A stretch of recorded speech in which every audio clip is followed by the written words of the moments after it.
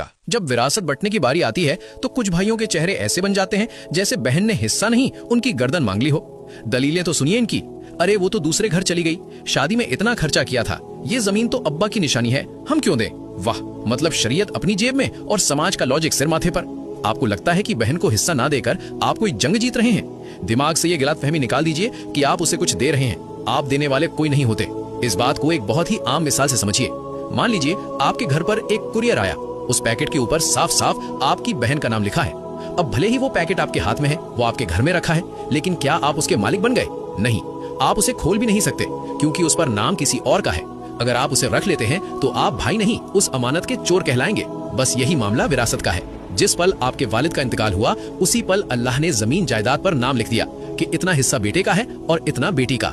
वो जमीन अब साझा है, आप दोनों उसके मालिक हैं। अगर आप बहन का हिस्सा अपनी जेब में रख रहे हैं तो याद रखिए, आप अपनी चीज नहीं बचा रहे, आप दूसरे की चीज पर अवैध कब्जा कर रहे हैं। अब सवाल आता है, अल्लाह ने किसका कितना हक रखा है? अल्लाह ने कुरान सूरह अन-निसा आयत 11 में ये कानून आसमान से नाजिल कर दिया है। अल्लाह का फरमान है, एक लड़के यानी बेटे का हिस्सा 2 लड़कियों यानी बेटियों के बराबर है, यानी रेशियो 2:1 का है। अगर 3 हिस्से होंगे तो 2 बेटे के 1 बेटी का।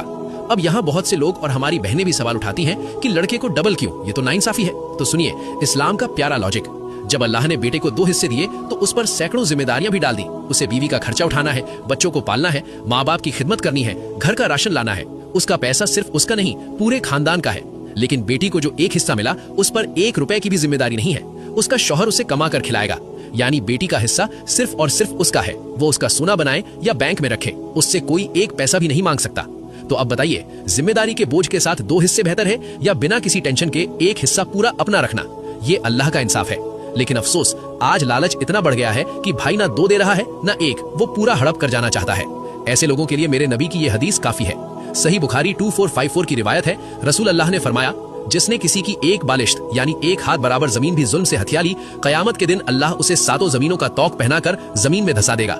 सोचिए, सिर्फ 1 बालिश्त जमीन के लिए क्या आपके गले में इतनी ताकत है कि 7 जमीनों का वजन उठा सके? आखिर में बस इतना सोचिए भाई, ये जमीन जिसके लिए आज आप अपने ही खून से लड़ रहे हैं, ये थी किसकी? एक वक्त था जब ये जमीन आपके दादा की थी, दादा मर गए, जमीन यहीं रह गई। फिर आपके वालिद की हुई, वो भी चले गए, जमीन यहीं रह गई। आज आप लड़ रहे हैं कि ये मेरी है, कल आप भी कब्र में होंगे और ये जमीन किसी और की हो जाएगी।